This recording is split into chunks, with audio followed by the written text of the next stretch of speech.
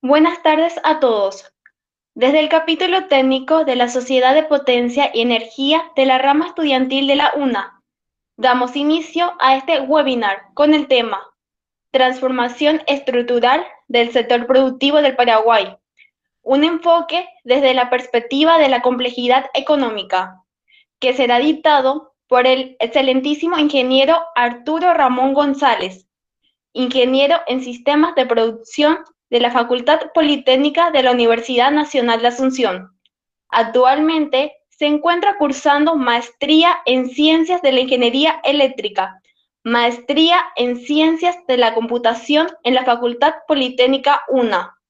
Se desempeña como docente investigador asociado al Grupo de Investigación en Sistemas Energéticos GISE en la Facultad Politécnica.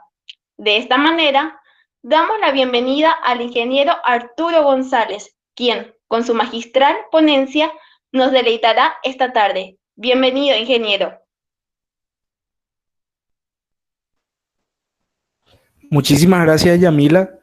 Muchísimas gracias a todos los presentes. Estoy muy contento de estar aquí presentando uno de los muchos trabajos que hacemos en el grupo de investigación en sistemas energéticos de la Facultad Politécnica de la Universidad Nacional de Asunción. Así que, más que nada, aprovecho también esta pequeña introducción para agradecer a todos los chicos que me invitaron y que siempre también invitan a los investigadores de nuestro grupo a presentar todos los trabajos que hacemos para toda la comunidad educativa y también para nuestro país. Y sin más atrasos, no sé si ya iniciamos la presentación, estimados. Si me dan ya el ok, empezamos.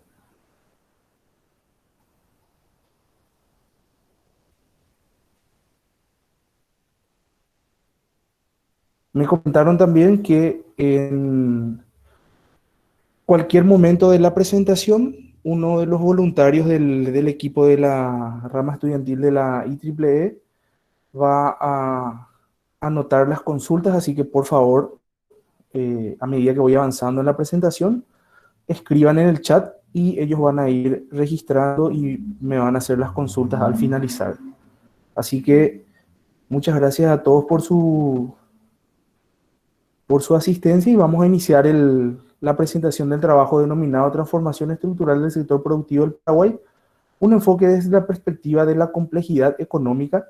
Quien les habla ya escucharon todos, estoy en representación de todo un equipo de trabajo del Grupo de Investigación en Sistemas Energéticos y en especial del grupo de trabajo del proyecto de investigación PINB 15531, cofinanciado por el Consejo Nacional de Ciencia y Tecnología bajo el programa Prociencia. Así que para nosotros es un honor como grupo y como parte de todo el equipo que la gente pueda conocer un poco el trabajo que venimos realizando.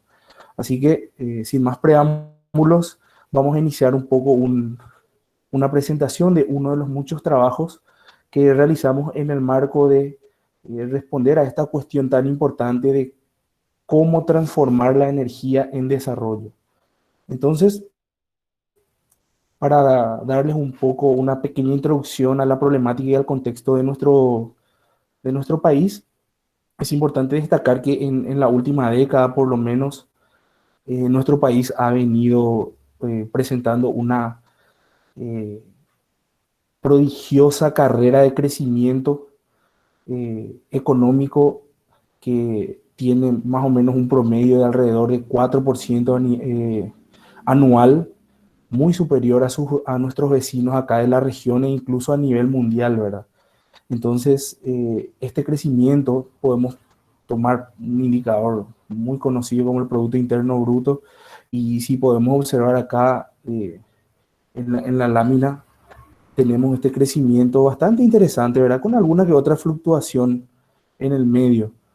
Este crecimiento económico, sin lugar a duda, es sumamente importante para dar una estabilidad importante a nivel macroeconómico, pero siempre está basado en nuestra producción agropecuaria de capital intensivo, pero no tanto así en mano de obra y por sobre todo ese tipo de producción y ese tipo de labor generalmente no tiene una filtración a la sociedad en general en términos de bienestar y desarrollo.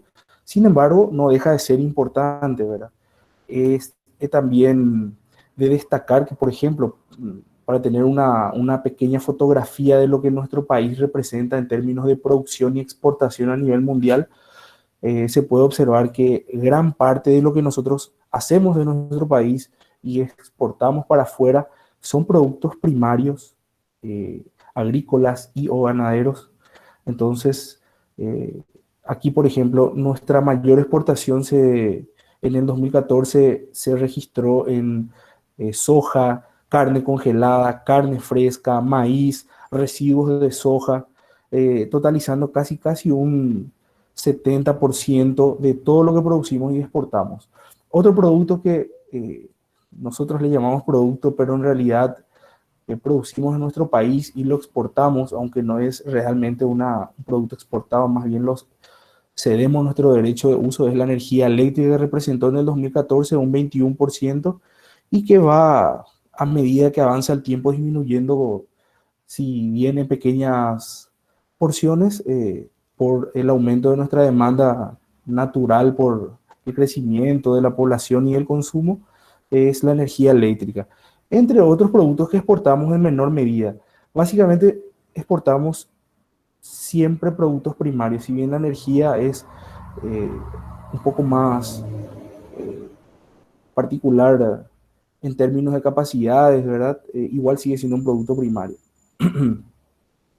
Podemos observar también que si bien nosotros tenemos una gran cantidad de energía hidroeléctrica per cápita, limpia, barata y renovable, incluso a niveles de países como Suecia, Canadá, incluso países de primer mundo, siempre utilizamos este pequeño gráfico para hacer una comparativa en cuanto a producción de energía hidroeléctrica per cápita versus el índice de desarrollo humano, ¿verdad?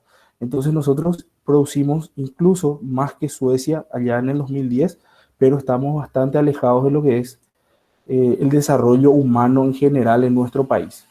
Y eso es algo bastante llamativo y es un caso digno de estudio a nivel internacional. Para tener un poco en cuenta, tenemos que también entender cómo nosotros consumimos nuestra energía acá, cuáles son nuestras principales fuentes en términos de demanda final. Y acá podemos observar que en nuestro país, teniendo toda esa disponibilidad de energía, gran parte de lo que consumimos sigue siendo biomasa, leña, carbón producido en base a la leña o a los residuos, cáscaras de coco, etcétera. Entonces, seguimos utilizando gran parte de una energía que si bien es renovable, nosotros no lo hacemos, no lo producimos de manera sustentable para su consumo, ¿verdad? Otra gran parte de nuestra matriz energética son los hidrocarburos, ¿verdad? Que son los derivados del petróleo, gasoil, nafta, gas licuado de petróleo, y tenemos casi en la misma medida que la biomasa, ¿verdad? Lo cual, si bien es una fuente de energía un poco más moderna, vamos a decirle, gran parte de un montón de dinero que producimos en nuestro país, nosotros cada mes lo tenemos que sacar para afuera porque nosotros no tenemos capacidades para producir, porque no tenemos petróleo en Paraguay, entonces todo tiene que venir de afuera y eso genera, aparte de una fuga enorme de divisas, genera una inseguridad energética tremenda que nos siempre mantiene dependientes de nuestros vecinos, ¿verdad? Y paradójicamente, la electricidad con fuente hidroeléctrica eh, lo consumimos sí, en un 15%, ¿verdad? Que es sumamente pequeño. Y aún así es básicamente todo lo que consumimos en energía eléctrica lo consumimos en el sector residencial y que en realidad no está mal, ¿verdad? Porque a medida que vamos avanzando, que vamos desarrollándonos como una sociedad, eh, valga la redundancia, en vías de desarrollo, nosotros siempre vamos a tratar de buscar lo mejor para nuestras casas, para estar más cómodos, etcétera. Pero lo ideal sería que esa electricidad sea aprovechada para generar valor agregado que podamos nosotros utilizar, ya sea para generar capacidades en infraestructura, en educación, en salud, etcétera. Pero esa es la realidad actual de nuestro país, ¿verdad?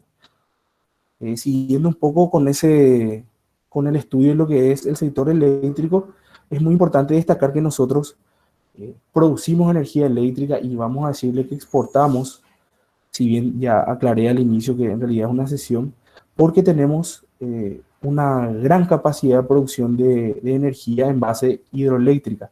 Tenemos la central hidroeléctrica de Itaipú, tenemos la central hidroeléctrica Yacyretá y Acaraí, que es única y exclusivamente de propiedad paraguaya. Tenemos una capacidad instalada bastante grande y de toda esa capacidad, aproximadamente el 74-75% nosotros lo exportamos. Si bien podemos decir exportación, sigue siendo cesión. Entonces, eh, ¿cuál es la particularidad de Paraguay? Paraguay y energía están de la mano y podemos observar que para nosotros es sumamente valioso, es sumamente importante y lo tenemos incluso en nuestro billete de más alta denominación por el momento, ¿verdad? Pero la verdadera energía, la más importante, es la energía de los jóvenes. Nosotros bien sabemos que estamos atravesando actualmente un fenómeno único y repetible en la historia de las naciones, que es el bono demográfico, y a esa disponibilidad de energía hidroeléctrica, en realidad energía eléctrica que no estamos aprovechando, es también un bono energético que se va eventualmente a acabar a medida que aumente la demanda en nuestro país, y por supuesto el bono demográfico que ya alrededor del 2045-2050 nosotros estaríamos terminando ese bono y empezando, ¿verdad?, nuestro invierno demográfico. A esa suma de ambos bonos, al bono energético y al bono demográfico, nosotros en el GISE le denominamos cariñosamente como el bono de desarrollo. Y ese bono de desarrollo es sumamente importante porque tenemos aproximadamente 20-25 años nada más para poder aprovechar en su máxima expresión y lograr tomar medidas adecuadas para lograr un desarrollo que, si bien parece muy difícil, no es imposible y requiere un montón de herramientas, planificaciones, personas, etcétera, que logren aprovechar ese bono de desarrollo. Este contexto y este análisis básico de lo que representa nuestro país en la actualidad es demasiado importante para analizar cómo poder transformar esta energía que dijimos en desarrollo y por ende cómo transformar estructuralmente el sector productivo en nuestro país para lograr un desarrollo. Entonces, obviamente nosotros ya en el GISE venimos trabajando hace casi una década, siempre basándonos en herramientas de vanguardia, científicas y por sobre todo que puedan ser sometidas al arbitraje científico, primeramente para que podamos proponerlas y alguna vez lograr que esto que estamos haciendo se conviertan en políticas públicas. Entonces, la gran pregunta con la cual iniciamos en el GISE ya hace 10 años, cuando en realidad yo era todavía estudiante, es qué hacemos con nuestra energía. ¿Qué es lo que podemos hacer? ¿Cómo podemos aprovechar ese bono tan importante que es el energético, ¿verdad? Entonces, basado en modelos de toma de decisión multicriterios, ya por el 2014 investigadores del GISE iniciaron el proceso de análisis en donde formularon modelos en los cuales se tenían varias alternativas para el aprovechamiento de nuestra energía eléctrica, teniendo en cuenta modelos jerárquicos de decisión y después modelos en red. En ese sentido, en el 2017, el equipo de GISE, liderado por el doctor Gerardo Blanco y apoyado muy de cerca por el ingeniero Raúl Amarilla y varios investigadores del GISE, lograron publicar un artículo en una revista muy importante que es en el Energy Policy, en el cual se presentaron los resultados que arrojaron lo siguiente, ¿verdad? Teniendo en cuenta no solamente criterios técnicos o criterios económicos, eh, se llegaron a la conclusión de que lo mejor que podemos hacer con nuestra energía eléctrica excedente para lograr un desarrollo en nuestro país, un desarrollo económico, un desarrollo social, un desarrollo a nivel técnico inclusive, y por sobre todo que no dañe tanto el ambiente, es la estrategia de utilizar esa energía en desarrollar la industria nacional, desarrollar pequeños parques industriales que puedan aprovecharse para generar valor agregado en la industria. Entonces, la mejor estrategia es instalar varias industrias desarrollando nuestra industria nacional, ¿verdad? En función a eso, surgió la siguiente pregunta, la pregunta que nosotros ya abordamos en ese sentido de que ya respondimos la pregunta de qué es lo que tenemos que hacer con nuestra energía. La siguiente pregunta, bastante natural, fue cómo podemos invertir de manera eficiente esos recursos humanos, energéticos y financieros limitados que teníamos para lograr un desarrollo económico sustentable en nuestro país. Y ahí nos hicimos la pregunta, ¿qué es el desarrollo? ¿Cómo podemos saber cómo desarrollarnos? ¿Qué receta podemos traer? ¿Qué es lo que podemos estudiar para que en nuestro país podamos aprovechar todo eso que estuve mencionando anteriormente? En ese sentido, nosotros identificamos una nueva teoría denominada complejidad económica, que fue desarrollada ya por el 2006 más o menos por el físico chileno César Hidalgo del MIT y por el economista venezolano Ricardo Hausmann de la Universidad de Harvard. Ambos ya trabajaron juntos y desarrollaron una teoría que, vamos a decirle, estaba en sus primeros pasos en esa época. Y esta teoría, como les dije, se llama complejidad económica y es una, una nueva forma de analizar el crecimiento económico de los países. Esta teoría en el área de comercio y desarrollo establece que la capacidad que tienen los países para desarrollarse está estrechamente relacionada con su capacidad de producir productos, de producir muchos productos que otros países no produzcan y de exportar esos productos. Eh, Eso solamente se consigue en el caso de que nosotros podamos acumular una gran cantidad de conocimiento productivo que obviamente los países acumulan y que si ese conocimiento productivo se logra conseguir en gran cantidad, puede guiar su crecimiento económico. Pero lo más importante de todo es que se puede llegar a medir con ciertos modelos matemáticos que nos presentan los modelos de complejidad económica. Es importante también destacar que los autores proponen que los productos en una economía no están hechos nada más de materia prima o de herramientas o de equipos, sino también de algo llamado conocimiento productivo. Y ese conocimiento productivo está dado por dos elementos fundamentales que están relacionados a las personas, que es el conocimiento, vamos a decirle tácito, o en inglés le dicen knowledge, que es la capacidad que yo tengo de absorber conocimiento de manera directa de alguien que me esté enseñando o de un libro. En pocas palabras, está muy relacionada a la educación formal. Sin embargo, esa educación formal no es suficiente. Se requiere la otra parte de lo que es el conocimiento asociado a las personas, que es el conocimiento que en inglés le llaman know-how o saber hacer. Ese conocimiento que no es de manera directa, que no se absorbe por enseñanza, sino se absorbe por la práctica, por echar a perder, por realizar tareas que yo tuve que tener la experiencia de acertar o de fallar. Ese conocimiento es sumamente complicado de adquirir, ya que no hay un tiempo, no hay una forma lineal en la cual se pueda llegar a obtener, pero que es parte fundamental de la persona. Y esa suma de conocimiento, vamos a decirle, explícito que yo adquiero en las clases y ese conocimiento tácito que yo adquiero practicando, se guarda en una persona, ¿verdad? Y lo que se guarda en una persona, ellos le denominan como un person byte. Y ese person byte necesita un montón de otros person bytes para poder convertir esa información en productos. De repente un producto no tan difícil de producir, qué sé yo, una caja de madera requiere menos person bytes que lo que requiere producir una máquina de rayos X.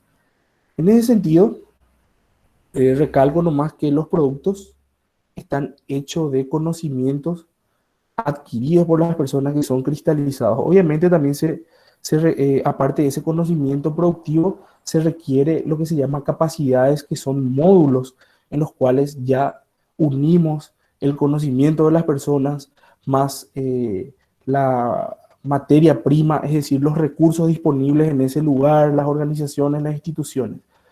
En ese sentido, eh, es muy importante tener en cuenta esas definiciones básicas, porque teniendo en cuenta eso, nosotros podemos medir qué tan compleja es una economía. Y eso es muy importante porque les voy a comentar después de decirle esto. Yo puedo medir la complejidad de una economía teniendo en cuenta dos índices bastante sencillos, en los cuales yo puedo contar la cantidad de productos que se producen en un determinado país y se exportan, y la ubicuidad, que es la cantidad de países que producen un determinado producto. La diversidad, podemos tener acá un pequeño ejemplo de 3 países, eh, nos dice qué tantas capacidades tenemos en nuestro país en función a los productos que producimos. Y la ubicuidad nos dice qué tanto conocimiento requiere un determinado producto, porque si un producto no puede ser realizado en muchos países, tiene dos pequeñas implicancias. O bien, no tenemos los recursos necesarios, como por ejemplo diamantes, uranio, petróleo, o no tenemos el conocimiento adecuado o la cantidad de conocimiento adecuado embebido en nuestra sociedad. Por ejemplo, las máquinas de rayos X son productos muy, muy, muy eh, requeridos, caros, y por sobre todo que requieren una gran capacidad de, de conocimiento embebido en la sociedad, y no se produce en todos los países.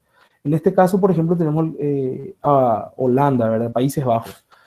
Puede producir pescado fresco, puede producir queso, puede producir medicamentos, máquinas de rayos X. Es decir, es un país bastante diverso.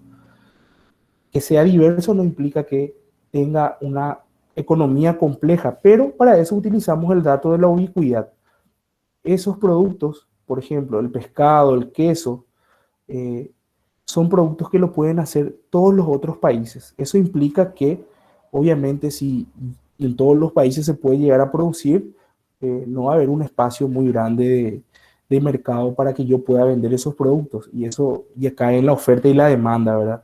Si en cada, por ejemplo, en cada patio hay mangos, obviamente yo no voy a ir del súper a comprar mangos, pero no todas las casas tienen la posibilidad de producir licuadoras. En ese sentido, extrapolando, ¿verdad? Las máquinas de rayos X no se pueden llegar a producir en todos los países, solamente lo produce los Países Bajos, así que se puede tener en cuenta un indicio. Obviamente, para poder analizar de manera general, nosotros necesitamos datos, que es el principal problema para casi todas las áreas.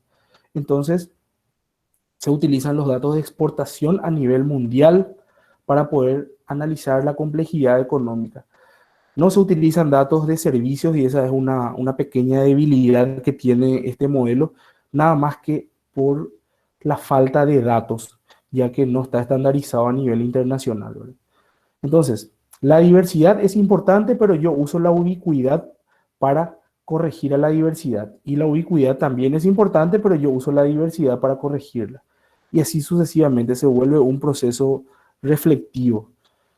Para poder entender un poco mejor estas implicancias, voy a explicar lo que es complejidad económica utilizando el juego conocido como Scrabble, también utilizado en la presentación del profesor Hausmann, para poder entender un poco la teoría de desarrollo que hay detrás.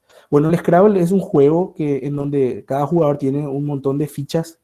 Esas fichas son letras y van jugando y produciendo palabras. Si yo tengo muchas palabras, yo voy a tener mayor cantidad de puntos y voy a ir ganando el juego, ¿verdad? Eso no importa tanto, pero para pasar a términos de complejidad económica, vamos a tener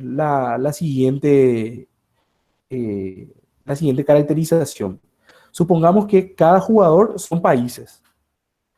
Supongamos también que cada letra que se nos da para poder jugar y formar palabras son capacidades. Las capacidades están formadas por conocimiento tácito, conocimiento explícito, recursos. Mientras más letras tenga un jugador, más palabras va a poder hacer. Y esas palabras, que ya son la suma de capacidades, le vamos a llamar productos. Es decir, mientras más productos tenga yo, para mí va a ser mucho mejor porque voy a ser, obviamente, el jugador ganador. Entonces, los jugadores son países, las letras son capacidades y las palabras son productos. Entonces, imaginemos que tenemos tres letras. Si yo tengo tres letras y soy un jugador, yo, según la página web del Scrabble, puedo hacer en inglés, cabe destacar, puedo hacer cuatro palabras con tres letras. Puedo escribir a, puedo escribir cat, at y act. Solamente cuatro palabras. En lenguaje, vamos a decirle, más corriente, este país tiene solamente tres capacidades. Con esas tres capacidades yo puedo hacer cuatro productos, que no son productos muy complejos porque son palabras sencillas. Tengo gato, tengo a, escribiendo en inglés. Entonces, obviamente no voy a tener mucho margen para poder competir con otros jugadores porque todos los otros jugadores van a tener, y si todos los otros jugadores tienen las mismas palabras que yo, es decir, los mismos productos, yo no voy a poder vender o va a ser muy difícil de que yo venda esos productos. Ahora, si yo tengo cuatro letras, ya la página web me dice que yo puedo generar 9 palabras. A medida que tengo más palabras, yo soy o me estoy convirtiendo en un país más diverso. Y estas palabras, que son más sencillas, son los productos más ubicuos porque se pueden repetir en otros países. A medida que las palabras tengan más capacidades, que son palabras con más letras, entonces son productos menos ubicuos. Es decir, que no todos los países lo van a poder producir. ¿Qué pasa si tengo 10 letras? Si tengo 10 letras, ya puedo hacer 595 palabras.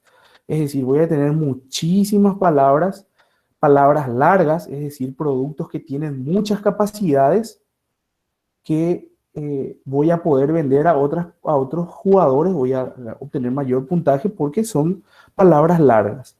Obviamente, hay jugadores que van a tener letras raras, como la X o la Z o la Q.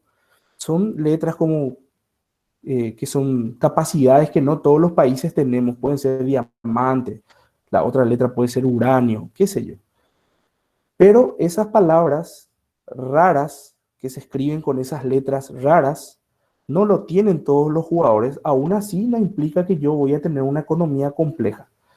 En pocas palabras, países que tienen muchas capacidades, es decir, jugadores con muchas letras, pueden hacer más palabras, es decir, son más diversos.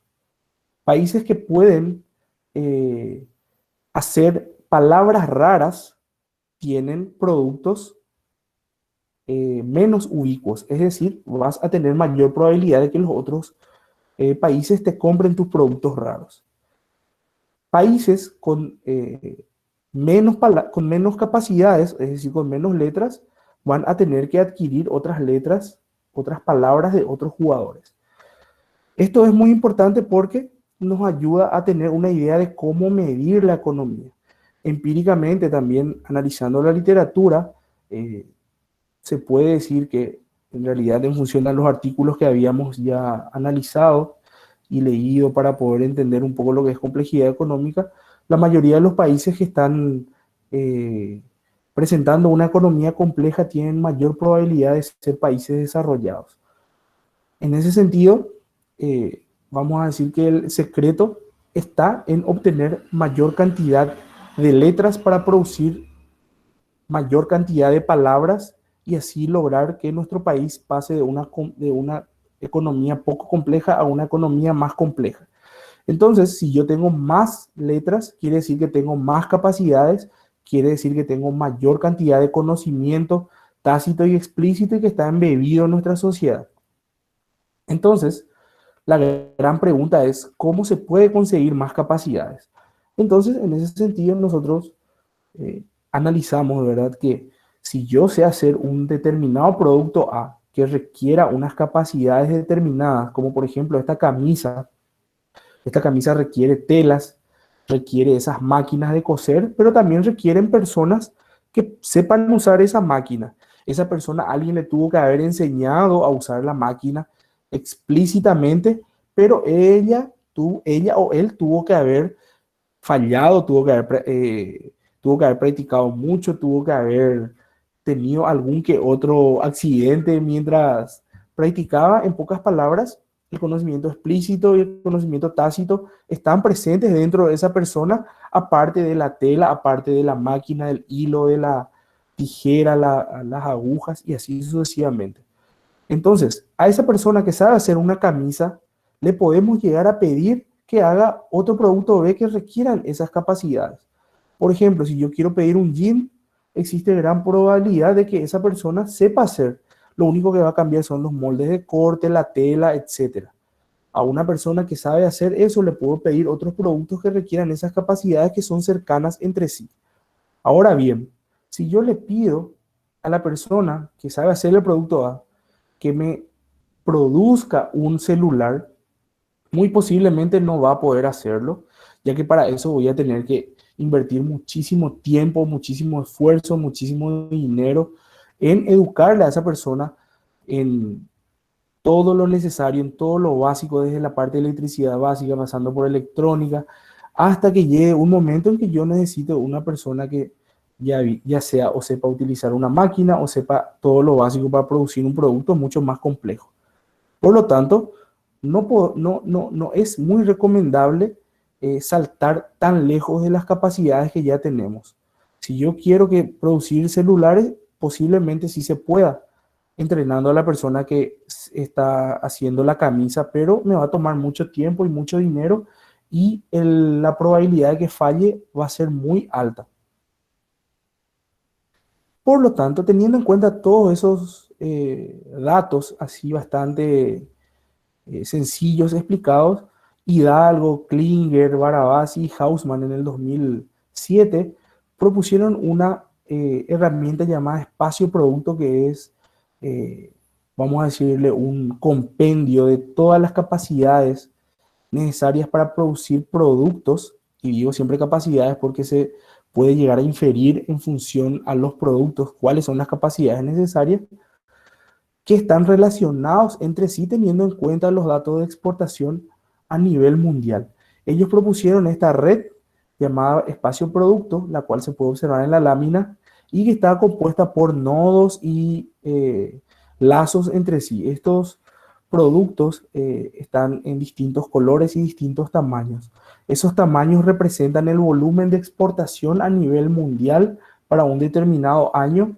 Esos colores representan el nivel de complejidad de esos productos, es decir, qué tanto conocimiento productivo se necesita para hacerlo.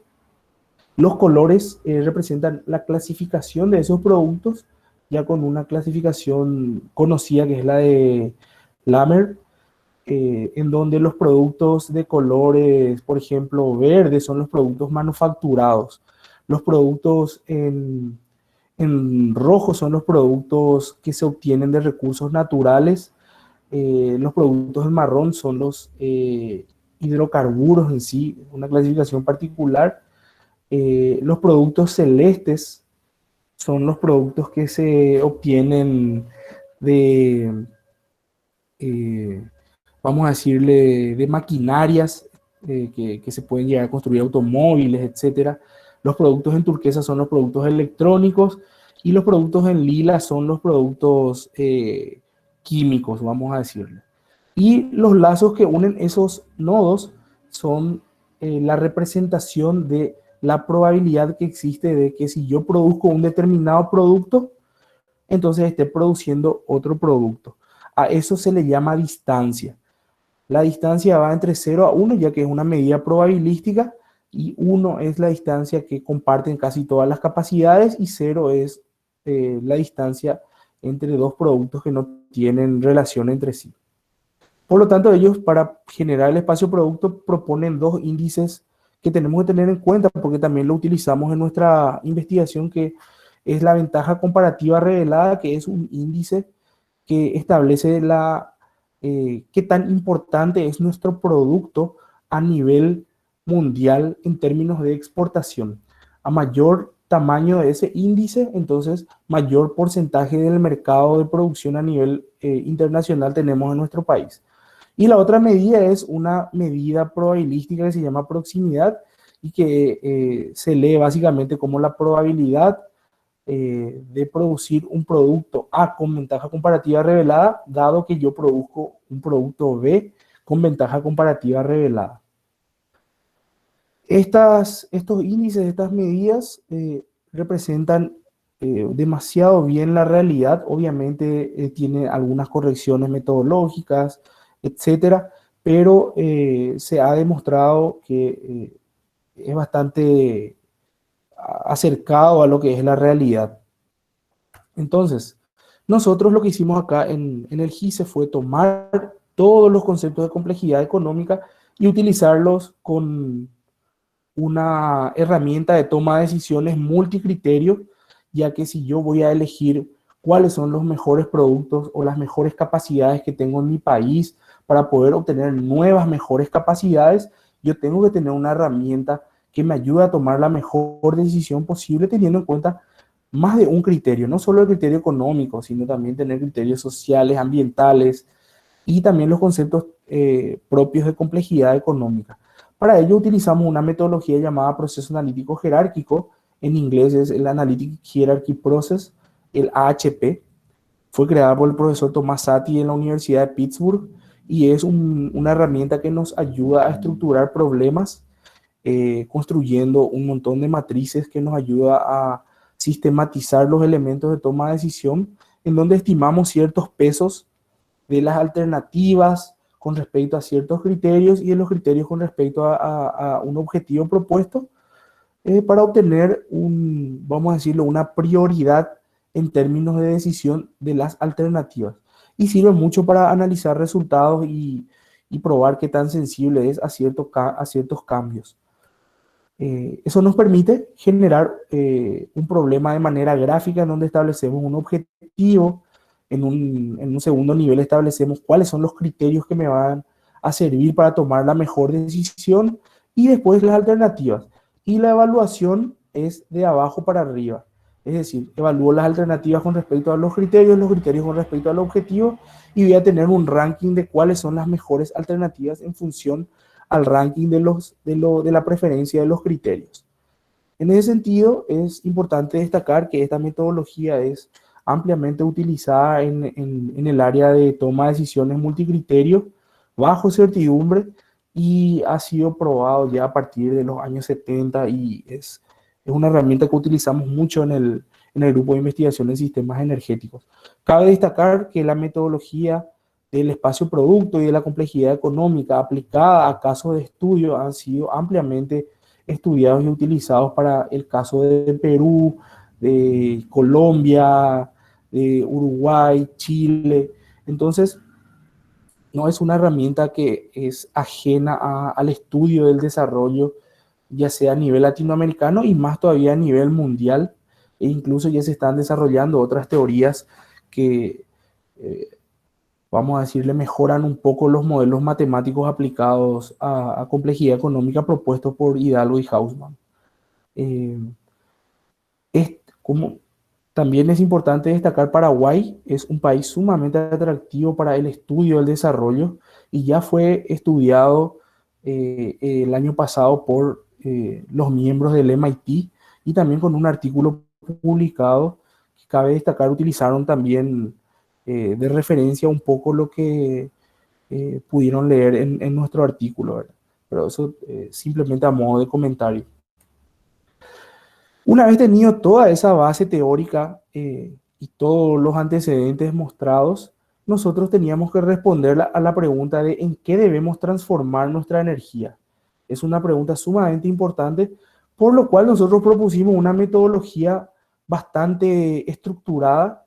La propusimos en 3 etapas para poder aprovechar lo que habíamos preguntado anteriormente, de cómo utilizar de manera adecuada nuestros recursos energéticos, humanos y financieros que son limitados para poder aprovecharlo para lograr el desarrollo.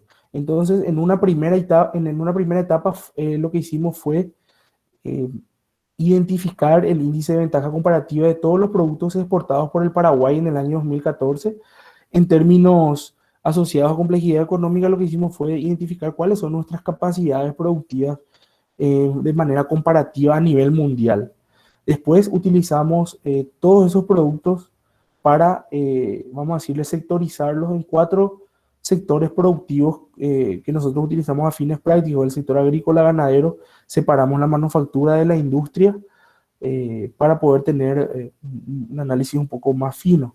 Utilizamos el proceso analítico jerárquico en cada sector productivo y elegimos el mejor producto de cada sector teniendo en cuenta criterios de oportunidad, que es el índice de complejidad de producto, el criterio ambiental, que es la generación de gases de efecto invernadero, que es el factor de generación de gases de efecto invernadero por cada producto analizado en los sectores identificados en los sectores productivos en función a su ventaja comparativa revelada. Eh, También en la parte económica, que era el aporte de ingreso por exportación de esos productos determinados en nuestro país. Y el aspecto social era, analizamos un poco el factor de generación de empleo por producto de cada uno de esos sectores que mencionamos. Una vez que seleccionamos a los ganadores de cada uno de esos grupos, nosotros volvimos a evaluar a los campeones sectoriales para obtener el producto para el cual tenemos mayores capacidades en términos de los criterios propuestos. Entonces elegimos el producto prioritario, le llamamos nosotros. En una segunda etapa analizamos el espacio producto del Paraguay para nuestro producto prioritario, para ver qué otros nuevos productos están más cercanos a ese producto para, para lograr obtener nuevas capacidades sin tener que esforzarnos sumamente demasiado, ¿verdad? Entonces, en la tercera etapa, lo que hicimos fue tomar esos nuevos productos que están más cercanos a nuestro producto prioritario y evaluarlos utilizando otra vez el AHP, teniendo en cuenta criterios ambientales, económicos, sociales, de oportunidad, que son los mismos que anteriormente utilizábamos, pero también utilizamos ahora el criterio de factibilidad, que es representado por la distancia que hay entre nuestro producto prioritario y los productos nuevos. Elegimos cuáles son los mejores productos en orden prioritario y los agrupamos en clústeres en función a las capacidades productivas necesarias. Es decir, si teníamos productos de madera, agrupamos esos resultados en la industria de la madera. Si teníamos productos de metal, agregamos entonces a la industria del metal o del aluminio. Teniendo en cuenta eso, nosotros obviamente tuvimos que realizar nuestro propio modelo de medidas de complejidad económica en el país y desarrollamos en base a la literatura y pudimos obtener una validación y nada más que siempre les muestro, ¿verdad? Comparado con el modelo de la Universidad de Harvard, logramos replicar bastante bien el modelo de complejidad económica. Obviamente, las bases de datos que ellos tratan y tienen, obviamente, tiene su forma y difiere un poco de lo que tenemos nosotros, pero es la misma que son las bases de datos de exportación de la ONU, de las Naciones Unidas del Comtrade. Entonces, ¿cuáles fueron los resultados obtenidos? En la primera etapa, en el año 2014, obtuvimos los productos con ventaja comparativa revelada, y obtuvimos que, que en Paraguay en ese año, con un total de exportación de casi 9 mil millones de dólares, solo obtuvimos 69 productos con ventaja comparativa revelada, entre ellos productos en su mayoría agropecuarios y de bajo índice de complejidad de producto. Es decir, no requerían mucho conocimiento productivo. Siempre las comparaciones son odiosas, pero países que están en desarrollo tienen un montón de productos con ventaja comparativa revelada. En el 2014 creo que Alemania estaba alrededor de los 370 más o menos con BCR mayor o igual a 1. Ese fue nuestro umbral para elegir a las capacidades productivas de nuestro país. Obviamente en la tabla no entran todos los datos, así que por lo menos para una pequeña muestra. Bueno, entonces hicimos todas las evaluaciones que les comentamos, evaluamos por sector productivo, evaluamos entre los ganadores de los sectores productivos y los 4 campeones son electricidad, carne, soja y cuero. Y entre estos 4 campeones, el producto prioritario o el producto que presenta mayores ventajas en términos de los criterios propuestos es la energía eléctrica o la electricidad. En función a eso, nosotros analizamos el espacio producto de Paraguay y este es el espacio producto del Paraguay. Es un espacio producto bastante eh, poco denso, está muy disperso y en la periferia tenemos a nuestros productos estrellas que son la soja, la carne, etcétera. Creo que no sé si se ve mi puntero, pero este producto que está acá es la electricidad. Estos son productos primarios, soja, maíz. eh, Producimos algunos productos manufacturados, algunos que otros productos químicos y eso es todo, ¿verdad?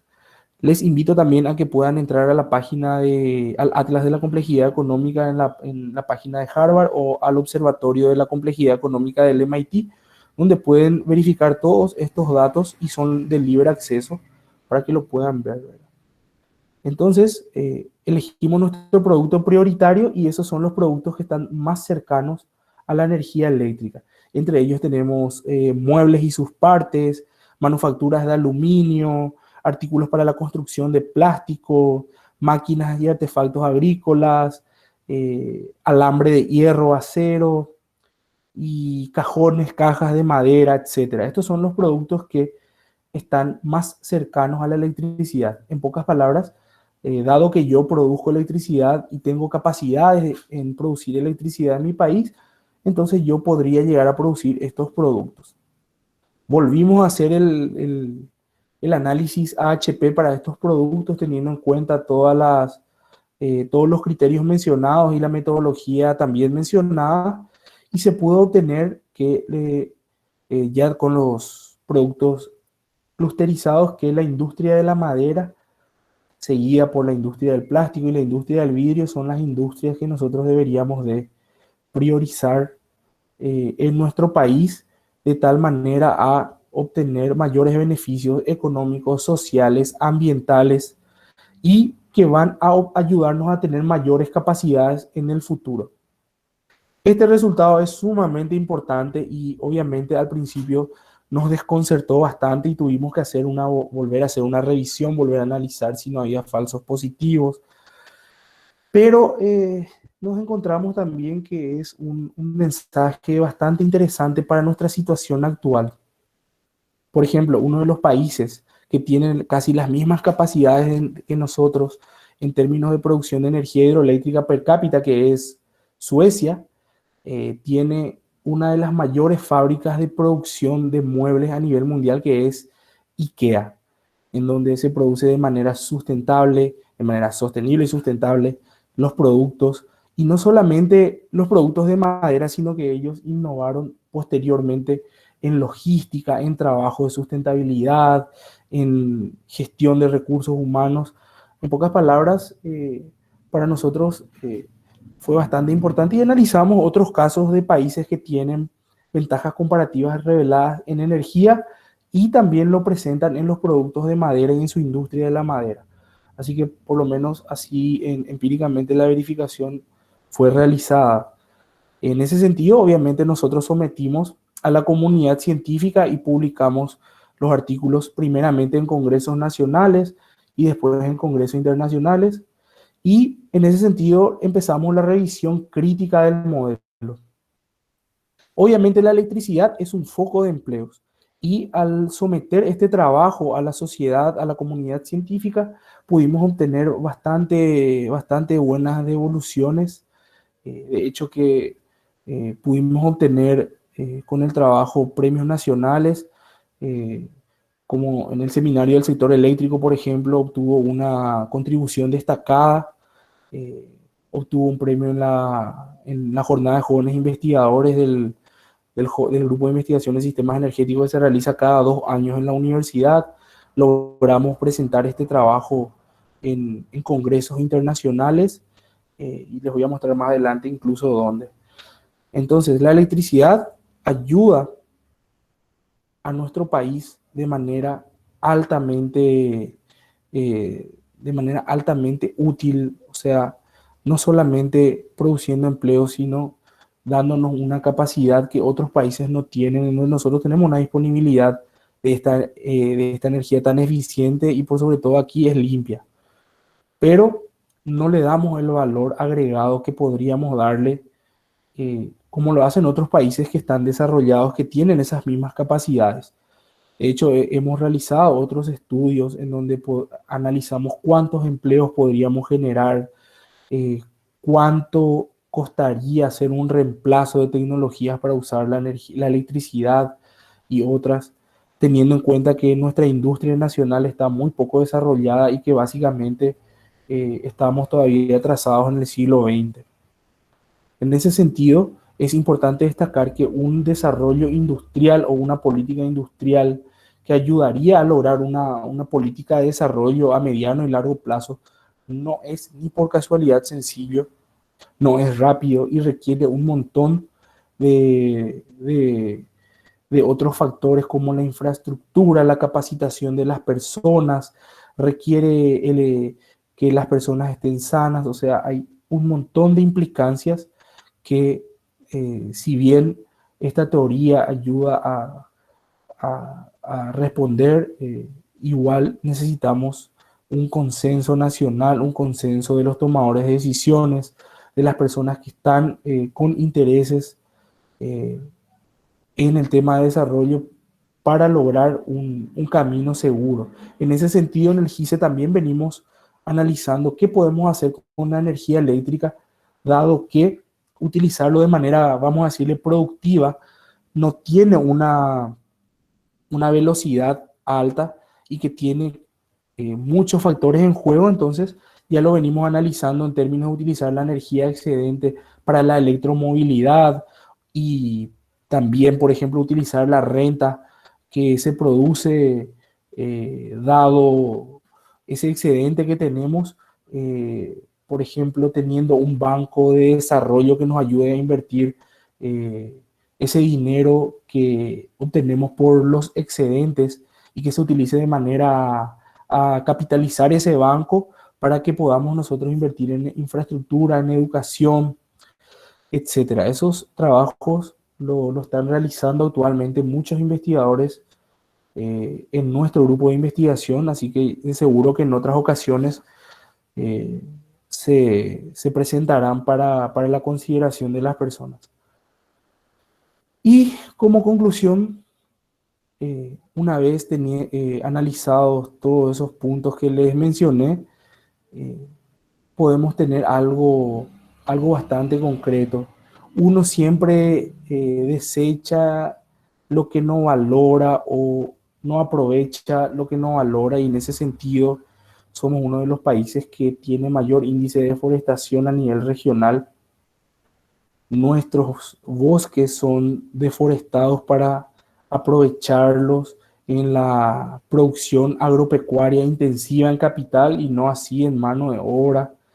Y generalmente todo eso que queda después de un desmonte, incluso se le paga a las personas para sacar eso de ahí y se termina produciendo carbón, se termina produciendo leña. En pocas palabras, estamos consumiendo en un asado, todo eso que podemos utilizarlo como valor agregado y que va a servir no solamente para nuestra economía, que no va a servir solamente para el desarrollo, sino también para que esto que vemos acá sea valioso y entonces yo tenga que trabajarlo de manera sustentable, ¿verdad?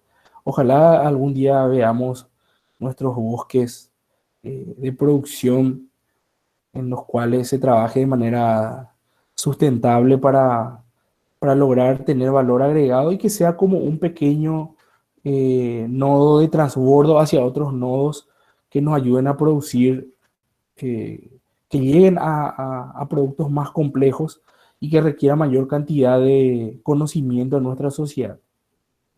Entonces, este trabajo es sumamente importante, es sumamente útil porque es también una forma un poco diferente de analizar cómo lograr el desarrollo económico. Obviamente, eh, esto no viene a reemplazar las teorías clásicas, al contrario, viene a complementarlas y a dar el mensaje de que una sociedad que no tenga capacidades y estén embebidas dentro de la sociedad, no, o por lo menos tendrá mucha dificultad para lograr el desarrollo real, que es el desarrollo que busca el bien común o el bienestar general de la sociedad. Por lo tanto, tenemos en las manos eh, la posibilidad de prender o apagar nuestro país, ¿verdad? En ese sentido, ya un poco comentándole los logros, este trabajo inició con el ingeniero Eduardo Ortigosa unos cuantos kilos atrás. Posteriormente, ya con el equipo de trabajo, con el doctor Blanco, Cecilia Llamosa, Raúl Amarilla y un montón de otras personas que están ahí detrás de nosotros, se trabajó, se pulió, se sometió a la sociedad científica y logramos publicar un artículo denominado Multi-Criteria Analysis of Economic Complexity Transition in Emerging Economies, The Case of Paraguay. Y este artículo, ya le dije a los chicos que está a disposición de ustedes para el que quiera leerlo, ¿verdad? Así que, y también para el que quiera analizar un poco el contenido. En el año 2018 tuvimos la oportunidad de llevar el trabajo a la cuna de la complejidad económica que fue en el MIT, en donde también tuvimos la suerte de conversar con César Hidalgo, comentarles un poco la experiencia, aprendimos muchísimo también y por sobre todo trajimos un montón de problemáticas que podemos analizar, en realidad de soluciones para nuestras problemáticas en nuestro país. Así que, eh, más que nada, comentarles un poco brevemente este trabajo. Espero eh, también que haya sido de su agrado. Nosotros somos el Grupo de Investigación en Sistemas Energéticos. Nuestra visión de desarrollo al 2023 ya está muy cerquita. Hace 10 años no estaba tan cerca. Eh, Hacemos ciencia y necesitamos seguir haciéndolo y para eso necesitamos aprovechar la energía de los jóvenes, que es la energía más abundante y más importante en nuestro país. Así que desde ya, muchas gracias a todos los chicos de la IEEE rama estudiantil de la UNA. Ante cualquier duda, consulta, sugerencia, están nuestros datos de contacto aquí. Vamos a responder algunas preguntas si ustedes quieren y por sobre todo hay un montón de problemas que estamos queriendo analizar. Más que problemas, tenemos muchas preguntas que queremos responder, ya que nuestro trabajo principal en el GICE es hacernos preguntas y hacer buenas preguntas para poder responderlas. En el marco de nuestro proyecto de investigación financiado por el CONACYT, hemos ya también analizado y respondido a a la pregunta de en qué departamento podemos desarrollar, impulsar esas tres industrias prioritarias que acabamos de mencionar. Hemos analizado también el recurso humano disponible en esas cuatro eh, segmentaciones del sector productivo de nuestro país que presentamos en la primera etapa. Tenemos doctores, tenemos a la doctora Liliana Galloso, tenemos a másters, tenemos estudiantes que están trabajando con nosotros, siguiendo un poco las líneas de estudio. Tenemos una estudiante de grado que está analizando un poco la dinámica económica de nuestro país con otra metodología llamada Economic Fitness. Eh, Hay un montón de cosas que estamos realizando en base a lo que originalmente habíamos empezado en el GICE, ¿verdad? Así que muchas gracias para todos y estoy atento a cualquier consulta o duda. Muchas gracias. A usted, ingeniero, le agradecemos por la charla y tenemos varias preguntas. Si quieren hacer más consultas, pueden ir escribiendo en el chat. La primera es, ¿contamos con una política industrial en el país que se enfoque en la utilización de madera? Muy buena pregunta. De hecho, que no tenemos ninguna política industrial así explícitamente en nuestro país. De hecho, que creo que esto que se está realizando con estos artículos, con estas publicaciones, son insumos muy importantes para desarrollar una política industrial. Eh, yo creo que es justo y necesario que se haga acá en nuestro país. Lastimosamente, la política suele ser no tener políticas. Eh, Teniendo en cuenta un poco esa pregunta que es bastante interesante, les comento que en, en casi 200 años de vida como república no habíamos tenido una política energética y recién allá por el 2014 iniciamos en nuestro país con el gobierno y apoyados también por el GICE el análisis y la confección de la política energética del Paraguay a horizonte 2040. Pero nos faltan otras políticas y la política industrial puede ser algo que puede iniciar con este tipo de trabajos, ¿verdad? Obviamente falta mucho, se necesita mucho material, así que por el momento no. De hecho, también que con las políticas de deforestación y demás y de utilización de eso estamos bastante escuetos por el momento. No sé si pude responder tu pregunta, Brian.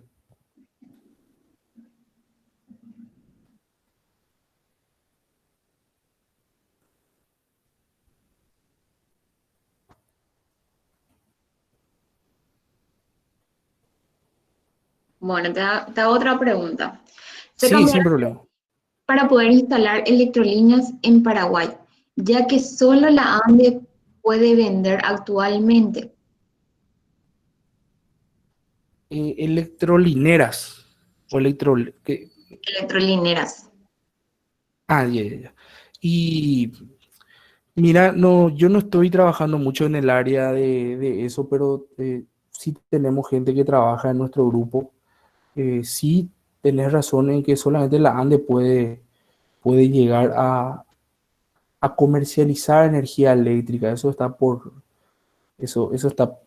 normado y no puede ocurrir. Pero de todas formas, sí creo que existen emprendimientos que están realizando el PTI, que están realizando gente apoyada por Itaipú para poder para poder iniciar la línea verde. Creo que tengo entendido, ¿verdad? Como no estoy muy en el área, no puedo responderte con exactitud, pero sí se necesitan y se requieren ese tipo de políticas.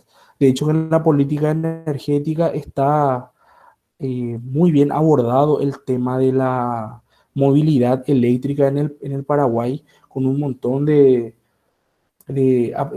vamos a decirle, medidas que pueden ayudar a que eso ocurra, como por ejemplo el, que todo el parque automotriz del Estado pase en cierta proporción a móviles eléctricos, ¿verdad?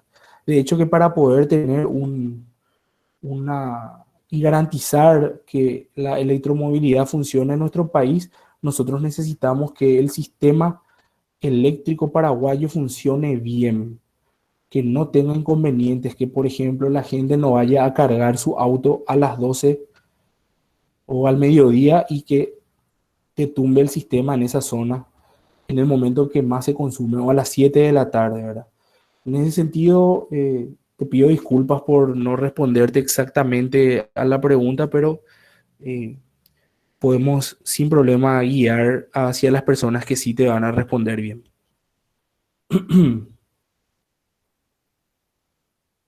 No sé No. si hay otra cosa.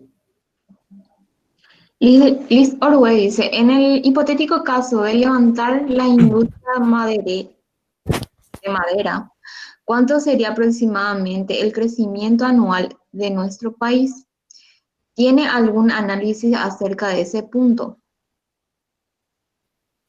Sí, muy buena pregunta. Tenemos unas proyecciones realizadas, eh, vamos a decirle a un futuro hasta el 2030 más o menos.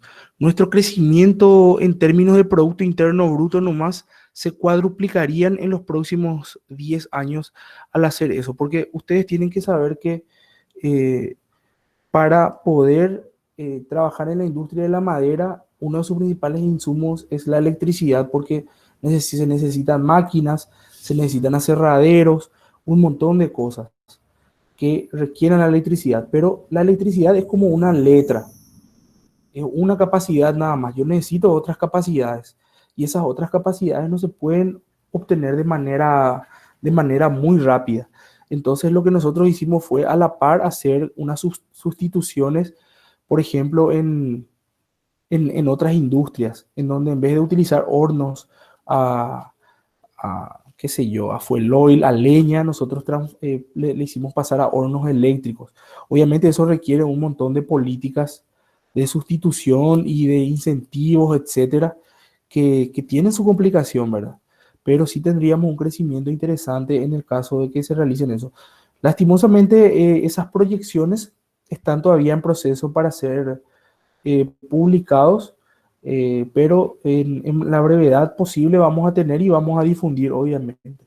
Siempre nosotros en el GISE tratamos de someter primero a la comunidad científica para poder compartir con las personas para que sea un trabajo que tenga cierto rigor eh, científico, vamos a decirle, ¿verdad?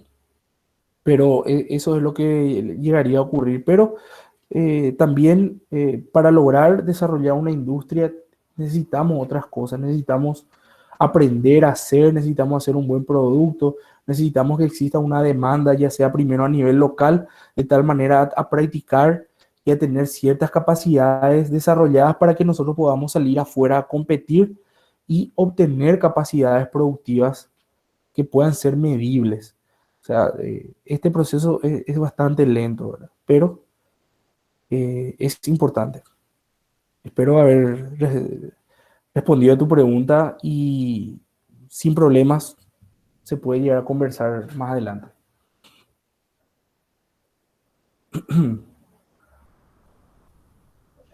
Rosana Auto pregunta, ¿cómo recomendaría a un estudiante iniciar en la investigación?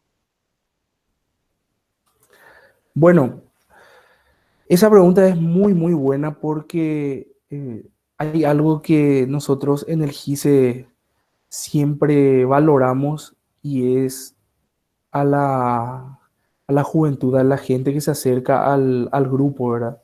Hace muy poco tiempo yo también me acerqué, tuve la posibilidad de ver una charla de mi tutor y ahora jefe, que es el doctor Gerardo Blanco.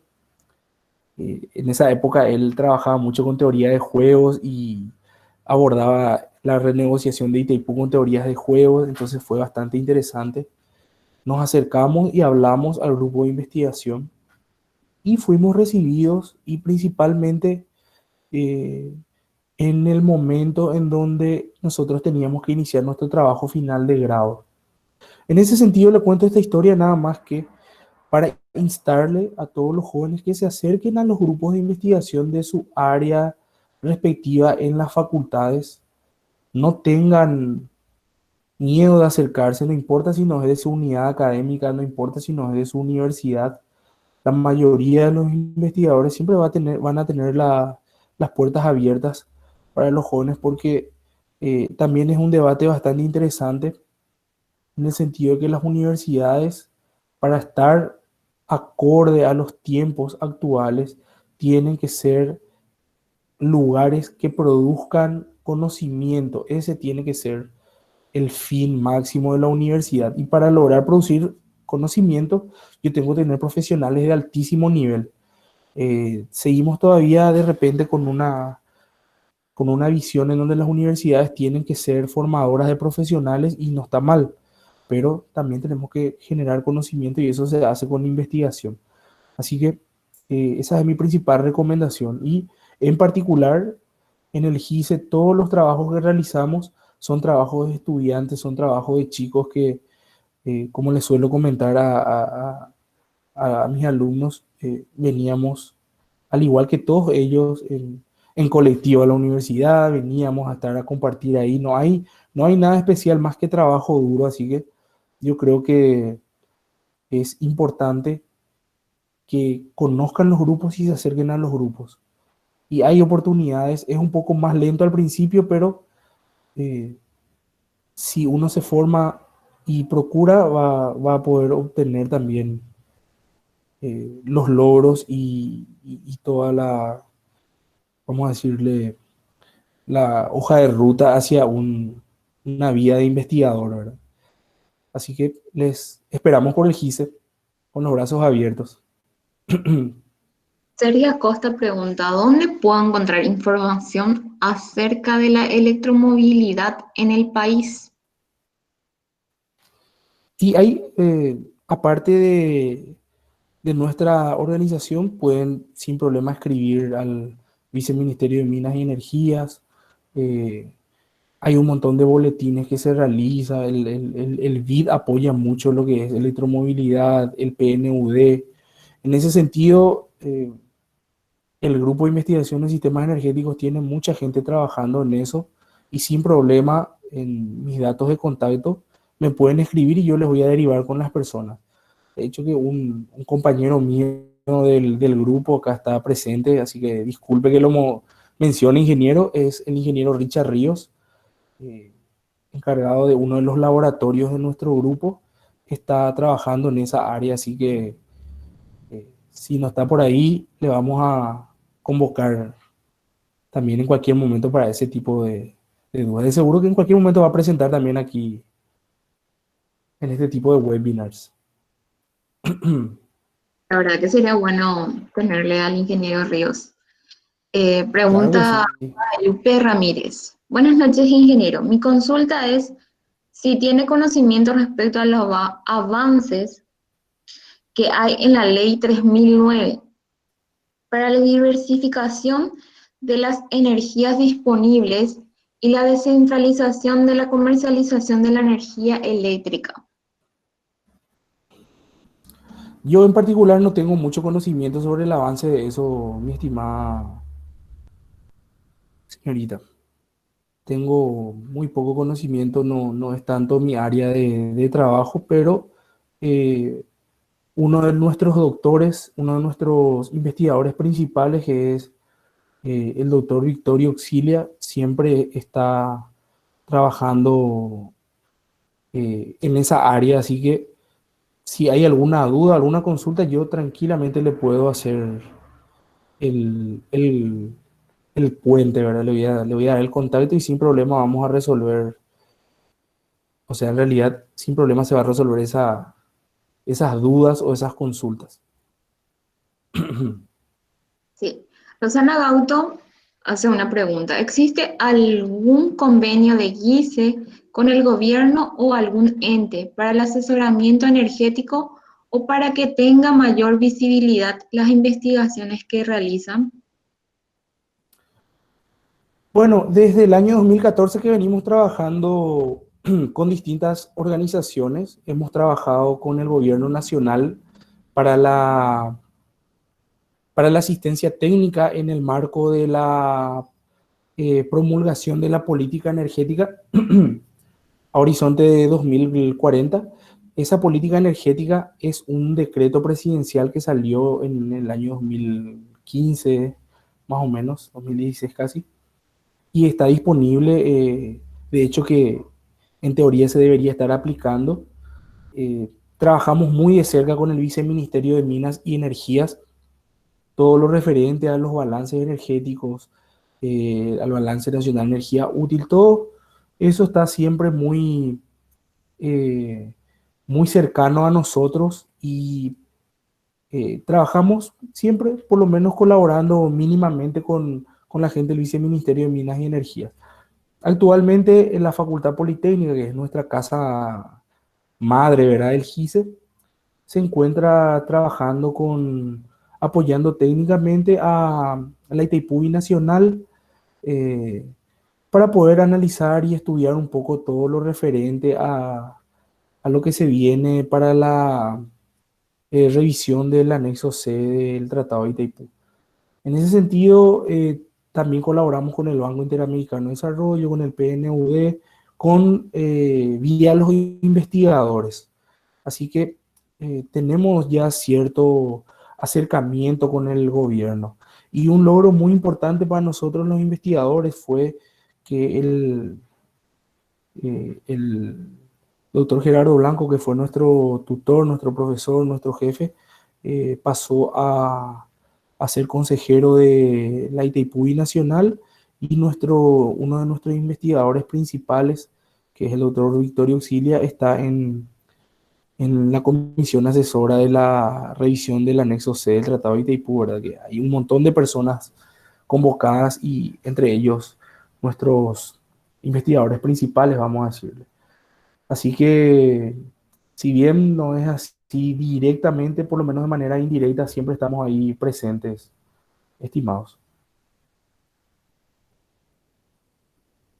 Bueno, ingeniero, te agradecemos de parte de la Sociedad de Potencia y Energía por acceder a esta charla. Te agradecemos infinitamente y estaremos en contacto próximamente. No, por favor, muchísimas gracias a ustedes. Espero no haberles aburrido, así que cualquier cosa siempre a disposición para lo que sea necesario. Así que gracias a todos por escucharme.